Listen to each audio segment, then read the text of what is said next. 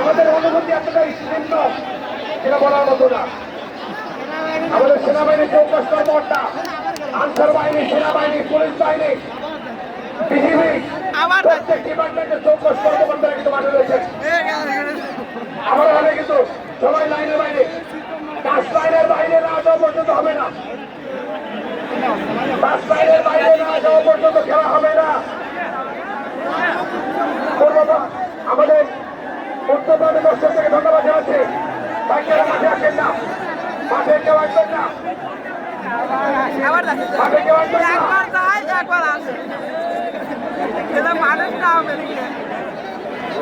সম্মানিত উপস্থিতি, বারবার জেলায় মাঠে আমরা টুর্নামেন্ট শুরু করতে পারি, বারবার জেলায় মাঠে এই ধরনের টুর্নামেন্ট আয়োজন করতে